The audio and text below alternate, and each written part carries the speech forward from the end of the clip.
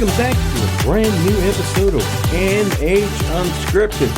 I'm happy to be out of bed. Host Ray Dudley. I got my holiday colored Nehru jacket on, my medallion. I got my paisley bell-bottom pants. 14:50 a.m. 103.9 FM. That's on your Sony Walkmans. 101.9 FM for the beautiful souls in Manchester. NHTalkRadio.com is our URL. And you are in for a treat. Kick back on those waterbeds. Pro tip here, make sure the heater's on. Fire up the lava lamp, get the incense going, and just sit back and enjoy, because we are talking some more barbecue today. In the house, Brian Bowman from Hot Mess Barbecue, Dan Lloyd from Big Dog Sauce, and on the line with us is Chad and Nicole from Humphrey's Barbecue. Welcome, everybody. Welcome. Thank you. Welcome. Thank you. Did I get everybody covered there? I didn't miss anybody, did I?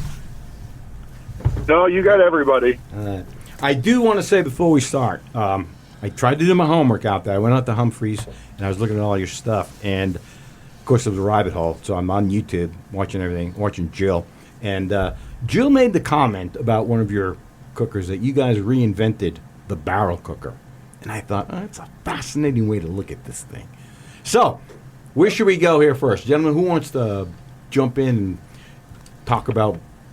I think it could maybe give Chad and Nicole a chance to give us a little bit of history of what Humphrey's is. Sure. Why don't you give out your URL and then tell us what's going on at Humphrey's. Sure. We're under Humphrey'sBarbecue.com, and that's Humphrey'sBBQ.com. That's our website has our all of our products for sale, but it also has a blog section and a tips and tricks section, and we also have a YouTube channel and everything. In all the social media networks, we utilize all of those. So if you're looking for any type of recipes or anything, you can always hit those up. But we've always loved barbecue, and that's just kind of what we centered our business around. And it was back in 2008, wasn't it? Yep, yeah, 2008. We built an offset cooker, and when we look back on it, it was a very interesting unit that we built for our first one. Uh-huh. And we did a couple home shows with it and sold some of them, and then kind of just, stayed in the Maine area, did our thing, because we're located right in West Newfield, Maine, right off the border of Ospey, New Hampshire. And, one thing led to another, and we met some interesting people, and we started building our own units and went into full production around 2013. So... when I was out at your YouTube channel and your website, it looked like you were fascinated with all the best features of a lot of these different cookers around, and that you tried to incorporate them into your units. So can you talk a little bit about some of the things that you thought were necessary, or maybe that were lacking in cookers that you saw out there that you decided this really should be put into one of ours? Yeah, absolutely. So early on, we had a lot of people coming to us with other name brand smokers, and there's competition. We got to tear them up. There's other people out there. Yes. Yes, absolutely. And so we would tear them apart and see what made them tick and what didn't make them tick. And so we took the things that didn't work and we improved them. Some of the things were such as the drip pan and water pan. One feature that was very important to me was that it was more easily removed. A lot of the name brands that were out there, you had to put your hand in the firebox, and it was just dangerous to pull out a hot thing of water. So that was one thing that we improved. The insulation was another thing. Being in Maine, I wanted a smoker that we could cook in all 4 seasons. Thank you.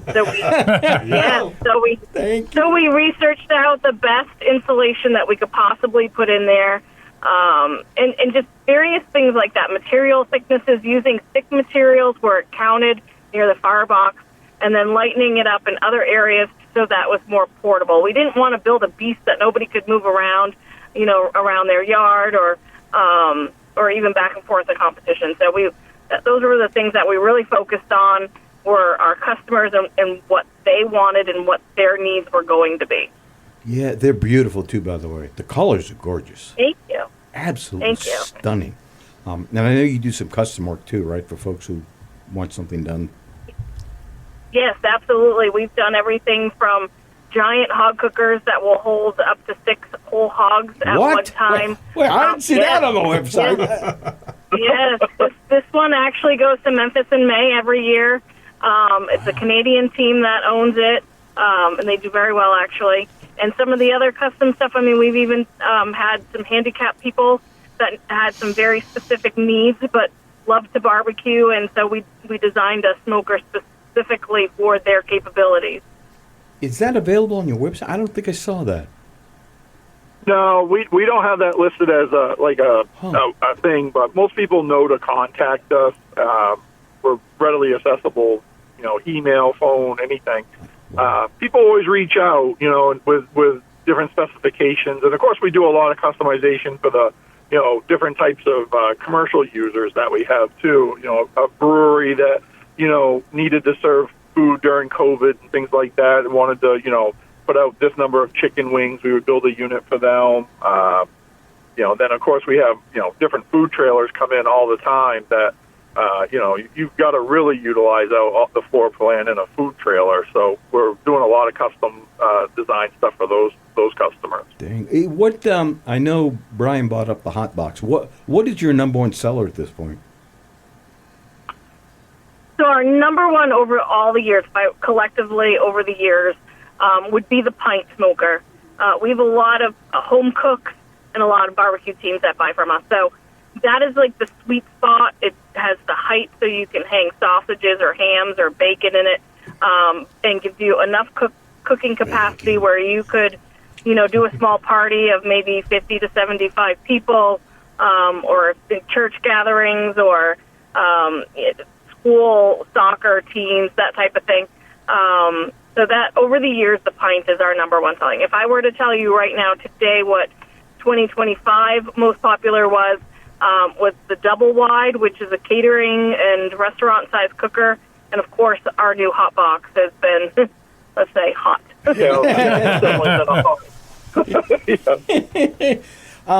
I need to ask you this. I couldn't. This is just me being honest with you. I couldn't find a link to your YouTube page on your website. I searched and I searched and I searched. I just happened to find. I'm sorry. I didn't mean to bring that up, but I was so hungry to go out and look at it. Oh, no. We appreciate the feedback because that will be corrected pretty quick. Jill's a star. I mean, she's walking through this whole thing, and I'm like, I got to go to the website. So I go to your website, and then I need to get back, and I couldn't find the link. And I'm like, dang it. Well, Jill's going to be adding the link. How's demand? Are you guys getting pretty good demand for your stuff? We do. Of course, we have some ebbs and flows, being a manufacturer. So there's a couple times a year, and we've done this for a lot of years now, that we know, okay, we're going to slow down a little bit. So we're going to build a few stock units so we can have some, stock for the website, and people can grab them and get instant, happiness there. Yeah. But, most of the time we're really steady. Of course, going into spring, we always have a lot of homeowners that are like, oh, I got a quote to cook my kid's graduation party. And I couldn't believe how many people, like, graduation parties are absolutely huge throughout this country. And caterers get a lot of money to do graduation parties. So, the parents are like, I don't want to spend this amount of money, and I can buy a cooker and I can do it. And that's one of our busiest times of year, is trying to hit deadlines going into, May and June. Yeah. Along with, everybody's kind of coming out of hibernation and cooking outside again throughout the whole country, too. So, Yes. God, I got to have some kids again so that I can justify another smoker. Well, there ain't that you ever More power to you, because I ain't having more I kids. didn't even think of that. Gosh. I have a whole punch list of reasons and excuses to buy one, so we'll talk after the show. Exactly. I can definitely help you out there. Brian, you had some questions about the hot box? Yeah, just why the drum market is from my view is pretty saturated. You got the traditional ones, but you also have the DIY build your owns. Why did you guys decide to do the hot box to jump into that market? Well, there was a couple aspects that these other drum-style smokers lack. That is the lid height, and it also is, most meat is square. Racks of ribs are square or rectangular. Brisket is rectangular. So why are we putting square and rectangular meat on a round smoker? It doesn't make any sense to me. All right, Jill, hang on there. Can I just ask you to hang on a second? We have to take a break. I want to get into Sure. That's a fascinating observation. You are listening to NH Unscripted. I know you feel lucky. I know you do. We are coming to you from the dating game-like digs of the WKXL studios in Concord. 1450 AM, 103. Did I call you Jill? I hope I called you Nicole. Yeah, sorry about that. Dang it. 101.9 FM for the beautiful souls in Manchester. We're talking barbecue. We'll be right back.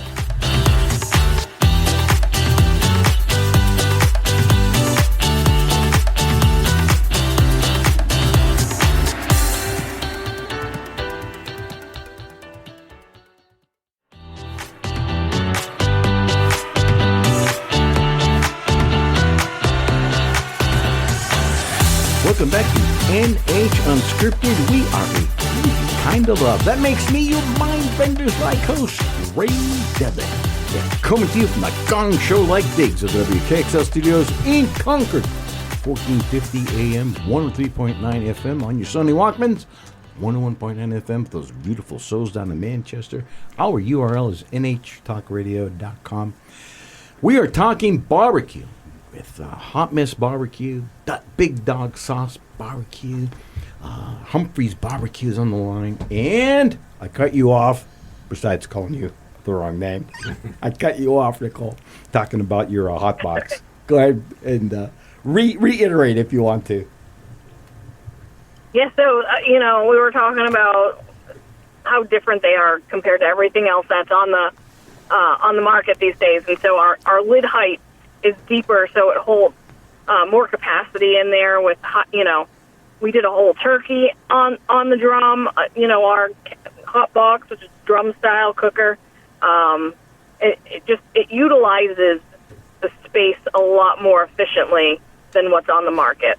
Well, also, you don't have to reach down inside it to access the firebox. We put one of our firebox doors with our, one of the solid slam latches we're known for, and it makes it so you can remove the firebox at the end of a cook real quick if you need to, because, say you're using it for competition barbecue, you have to get the cooker cool so you can put it away in your trailer pretty quick. Some of the awards now happen an hour literally after turn-in, so you don't have a lot of time to start packing up, and everybody wants to get home on a Saturday or Sunday evening, too. It's a great point. I have a pit barrel at home, and I'll tell you, when it's getting running out of fuel, I just hate having to pull that lid. I got to pull the meat. I got to pull all the racks, and then reach down inside that hot mama and try to refeed it. Yeah, it's a big problem.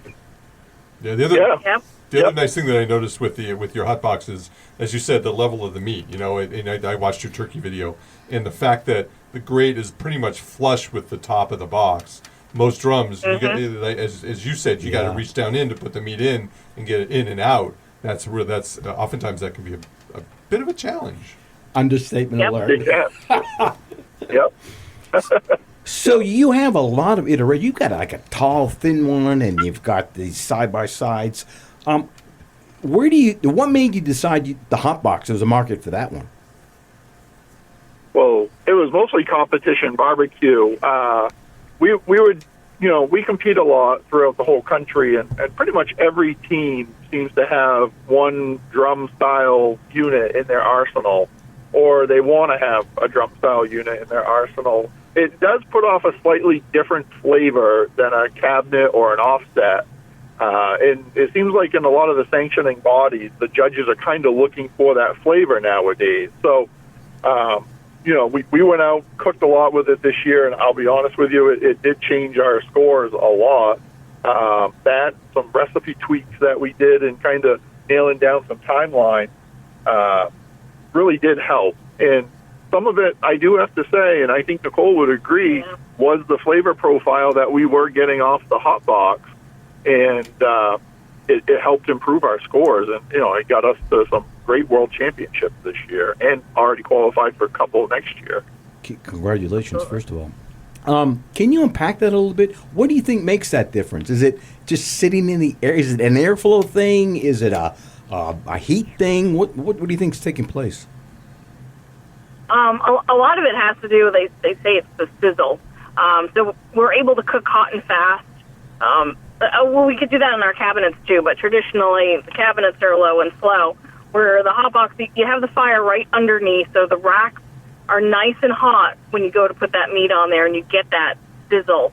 It's really just searing the outside of that, meat, keeps all the juices in, and it's almost like that traditional, cooking over the fire kind of flavor. Yeah. Where the cabinets, I think, is a more even smoke, where it's more of a direct kind of thing in the hot box. For years, people asked us to do a drum-style cooker, and for years I said, it's not that different, until I actually designed this one. And then after the first cook, I was like, oh, now I see the big difference. Yes, yeah. I have to agree with them. And it's my favorite go-to smoker now. That's, I love cooking on it. Anything from pizzas, and we just did a turkey the other day. It's so versatile. I love it.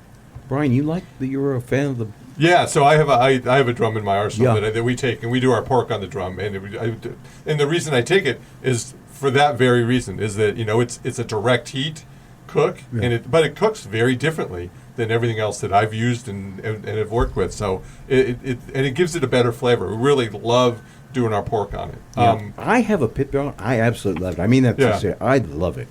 I love the way it. That part of it is that all those juices dripping right down the hot coals, right? Right, imparting more flavor in there. Exactly. Some of the features of your cooker. Could you go over some of those? I seen on your website you talk a lot about the ball valve and airflow on the back of it. Could you illuminate us a little bit more on what's taking place there?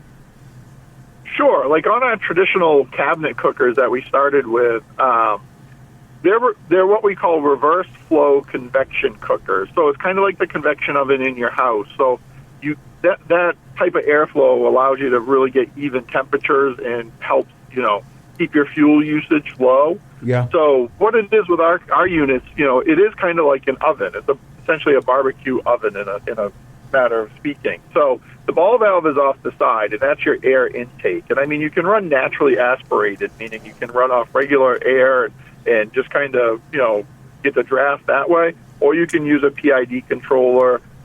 There's several on the market. I mean, there's Flame Boss and Fireboard and all kinds of companies that build PID controllers. And that's a fan with a little computer processor board that you punch the temperature in, and it will turn on and off and ramp up and ramp down to control the airflow. And, of course, on the top we have a chimney stack, and that chimney stack is what controls your exhaust. That also helps control the speed of the air moving through the cooking chamber. And the cabinet, it's two different sections. You have the lower part with that lower door, which you'll see in the pictures. That's your firebox. So that's where the air is going into. And then the air goes up and the smoke goes up the sides and rear of the unit, and then hits the top and then reflects and goes back down through the meat all the way to the bottom of the cooking chamber, and then out an exhaust port and straight back up. So it really does give you a true convection-style cook. I mean, we have some customers that are getting 18 to 24 hours burn time out of a single basket of charcoal in one of these. And and we have one guy in Ohio, one of our early on customers. There was a contest between users. We didn't even set this up to see who could get the longest burn time. And they were all in this one barbecue forum online.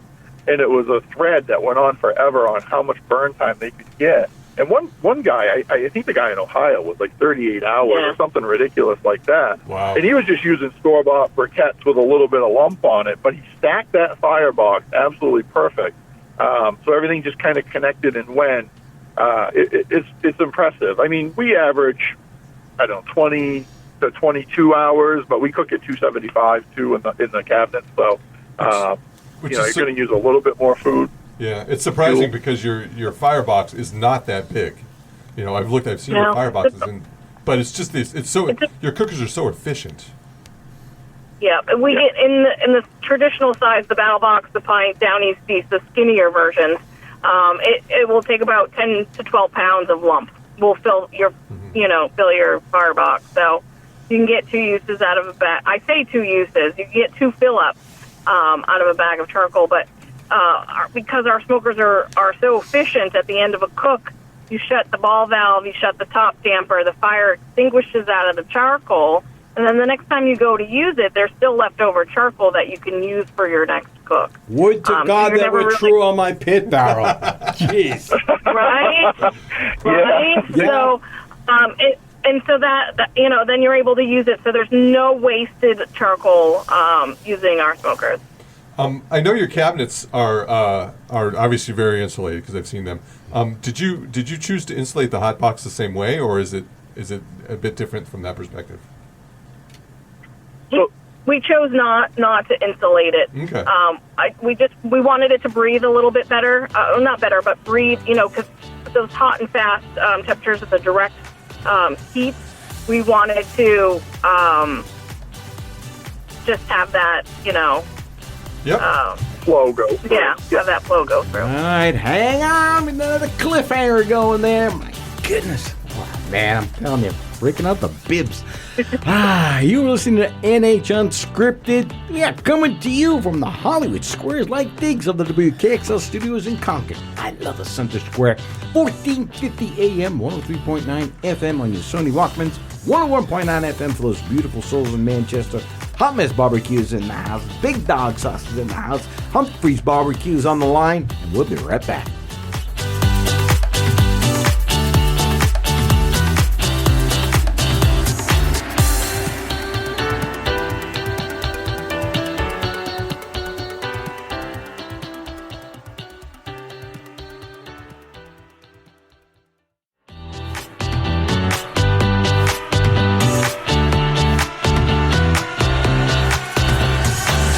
Welcome back to NH Unscripted. Say la vie, say the old folks.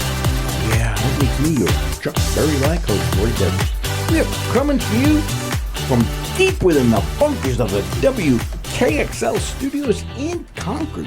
1450 AM, 103.9 FM on your transistor radios, baby. 101.9 FM for those beautiful souls in Manchester. And we are deep in barbecue talk, holiday barbecue talk. Chad, Nicole, I'm familiar because I'm just a backyard barbecuer, but you and the gentleman with me in here are very familiar with competition. That's a whole different world for folks like me. Can you talk about how you got into the competition world, and how you doing out there in there? Sure. When we designed, so how we got into pretty much manufacturing commercially, the cookers and everything was through a barbecue competitor. We met Bill Gillespie from Smokin' Hogs. He's a 2-time world champion, but he wasn't a 2-time world champion when we met Billy. And we kind of, we retrofitted and repaired one of his older cookers, and then he did go out and win the Jack Daniels Invitational down in Lynchburg, Tennessee. Impressive. And then a couple of years later won the American Royal Invitational with one of our cookers.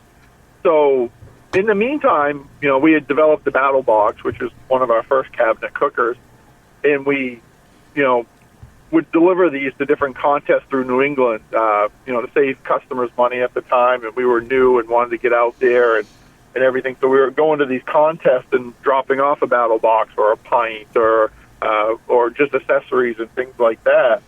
That kind of led to getting the itch of, okay, I want to do this. And Nicole and I are very competitive, and we were like, okay, we can do this. And for years and years, we competed, and we had some success. We never really won a lot.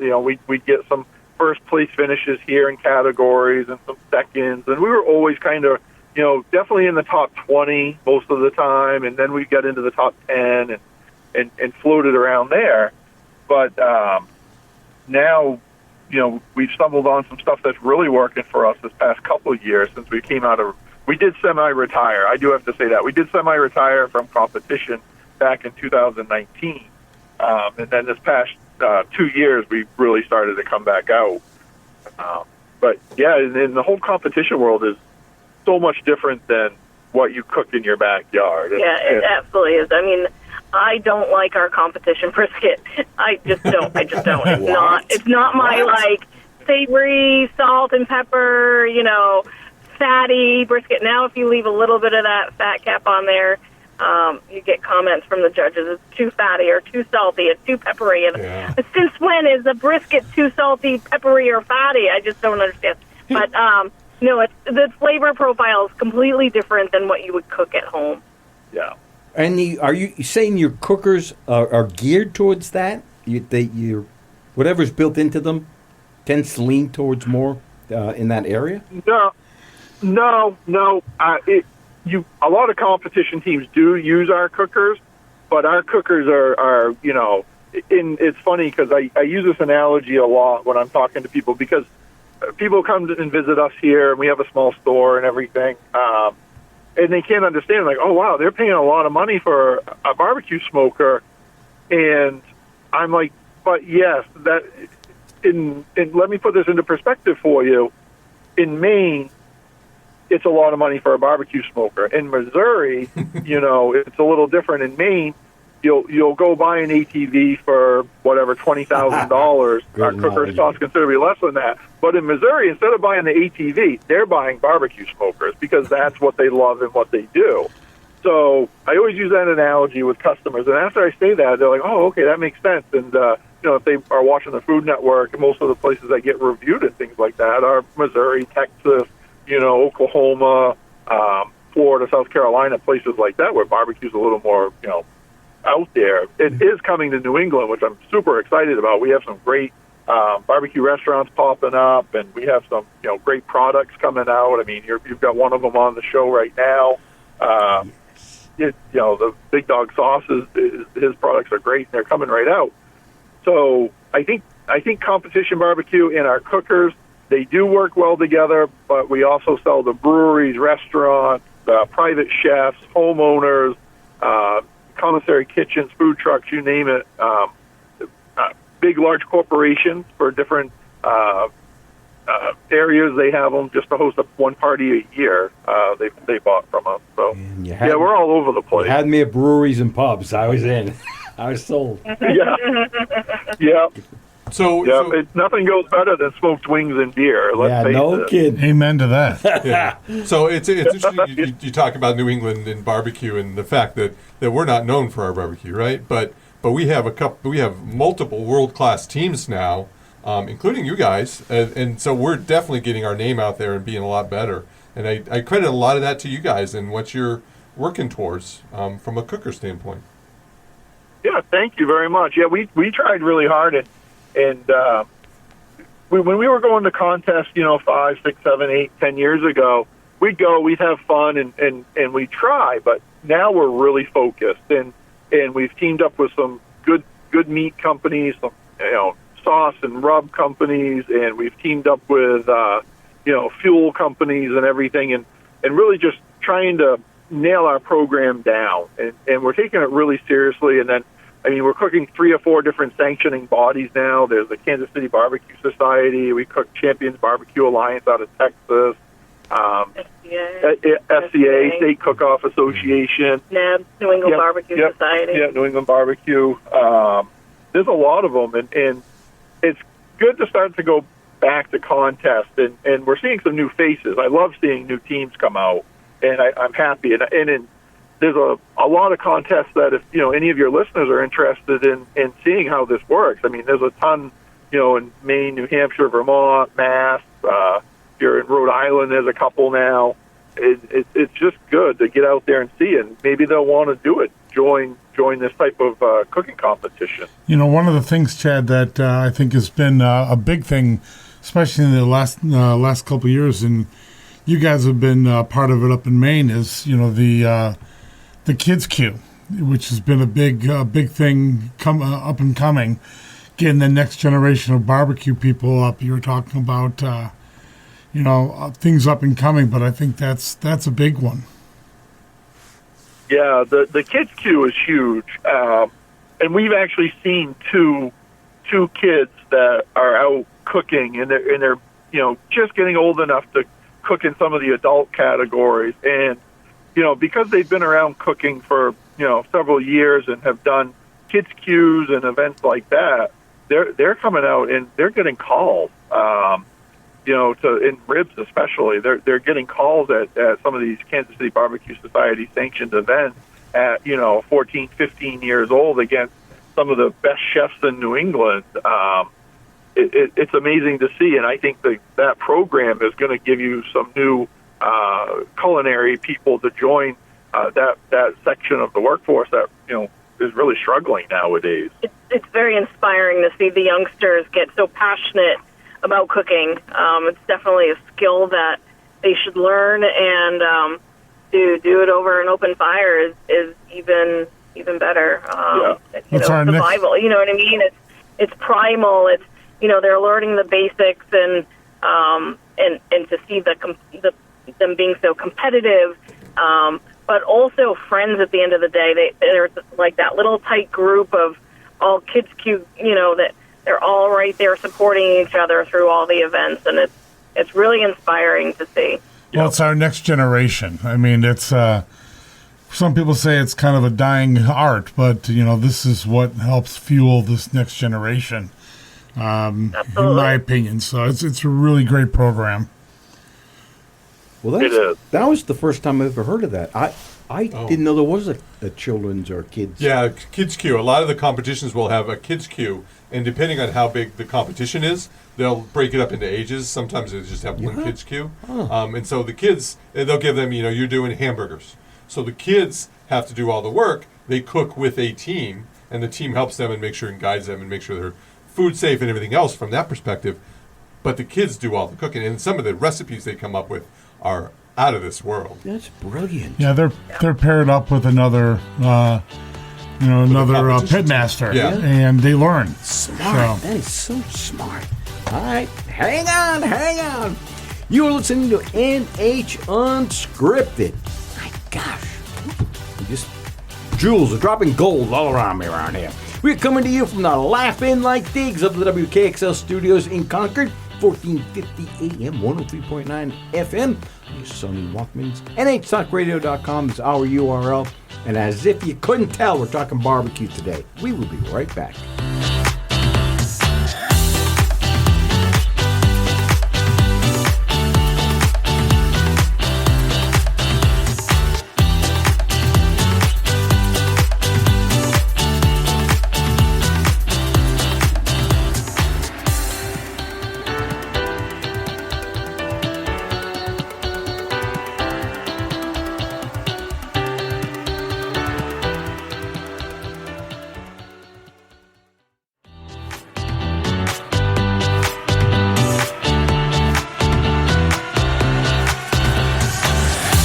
Welcome back to NH Unscripted. My goodness, it's such a great topic. We are coming to you in the Taj Mahal like digs of the WKXL studios in Concord. God, it's cavernous in here. 1450 AM, 103.9 FM on your Sunday Walkmans. 101.9 FM for the beautiful souls of Manchester. NHTalkRadio.com is our URL. There's a lot going on out there at that URL. A lot of archived shows. Lot of stuff. You get a little lonely 2, 3 in the morning, sitting there having your milk and cookies by yourself. Go on out to our URL and make some friends. We're talking barbecue, and we knee deep in it over here. So let's talk holiday cooking. By the time this airs, we're probably looking at Christmas. So we're talking hams, maybe roasts, that kind of stuff. I don't mind if we throw in turkey. Prime rib. Prime rib. I'm all about the prime rib. That's going to Dan's house. That's what we do at Christmas. So how do these work so well for that kind of stuff? Well, the best part is we're in New England, so there's a good chance we could have some snow for Christmas or, any other holiday, even Thanksgiving. We've had snow on that holiday before. So, it could be, I don't know, 55, 60 degrees out in December, or it could be minus 10. Yeah. And our cookers work very well in all of those conditions. Like, they're not readily, affected by wind. Like, some of the other units that are out there, some of the offsets, pellet grills, drums, stuff like that, wind and cold do affect your cook time, and they're not really affected by it just due to the insulation. So, it can, make things easier for you. And also, not having to add fuel or worry about your cooking temp, especially if you're running a PID controller. You can, if you're planning a holiday party, you can just put your appetizers or your main dish or whatever in this, and you can even remotely monitor it and just get ready for your guests, or if, you got to pick up the house or, set the table, do whatever you got to do. You get all of those things done and don't really have to worry about what's going on in your smoker. Do you have any favorite recipes that you tend to hand out or pass around for the holidays? Well, we just did a turkey one, and the prime rib that Chad has that he does for his recipe it's amazing. He loves to do an herbal butter-based prime rib. I just drooled on myself. Yeah, so prime rib, the biggest thing with prime rib is don't overcook it. Just, it's going to be, you're going to think it's raw, but it's going to rest. It's going to get there. You're going to hit your medium rare temp, and a lot of people will just overcook it. And that's great if you like overcooked prime rib. I pretty much love mine if it's still mooing. I love that. So that's kind of how we go into it. But really, just experiment with what you are going to want to eat. There's a lot of great rubs out there that you can just start with as your base. You can put a compound butter over the outside to make a shell. There's a lot of cool things you can do, and we do have some recipes on there. But I do want to touch on, like, our family, as everybody in our family is getting older, and then the what we were calling the kids are now growing up and buying houses and things like that. Our holiday seasons kind of changed because everybody's family's getting bigger. Now you got significant others and things like that, and sometimes we all can't get together. So we'll do like an appetizer party, and the great part about that is you can do a lot of things in smokers for appetizers. You can do pork belly burnt end. You can do what's called ADPs, queso. Yeah, queso. There's a lot of families are going to not the traditional ham or prime rib or things like that. We have a lot of customers, and including ourselves. Sometimes we'll do a large lasagna for Christmas, which we have smoked before. You can do a mac and cheese as a side dish because there are some people that just don't want prime rib, or I do, trust me. But there are some people that don't want prime rib and things like that. But hitting the appetizers is another real fun way to show off. And some of the appetizers you can cook at barbecue are quite technical, and everybody can kind of attest to this that's been out and cooked competitively. The appetizers tend to do really well in Chef's Choice competition because they're just phenomenal to eat. Yeah, you can build Don't so forget much the flavor. dessert. Yeah, and then desserts. Yeah. Yeah. Dessert cake. Yes. Can't forget about the desserts. Yeah. There's been quite a few cheesecakes won by a Humphrey smoker. I'll tell you that. Well, I'm telling you, the one you guys submitted at the Jack looked beautiful. So. Oh, thank you. Yeah. Thank you. Yeah. Yeah, that was a pistachio cheesecake. Oh my encrusted God! Yep, a pistachio cheesecake with Dubai chocolate outer shell. And the Jack was challenging this year for that because, A, you're putting this together. We traveled in without our trailer because our new trailer wasn't done. So we had some borrowed equipment. We had a canopy. And for October in Lynchburg, Tennessee, it was incredibly hot. Under the canopy, it was 105. And so trying to do a chocolate dip cheesecake was challenging. Yeah. It was challenging for sure. Yeah. Since this is the last block, I would be remiss if I didn't let you give out your URL one more time, just because we'll run through the time here. Can you give us your website? Sure. Absolutely. It's humphreysbbq.com.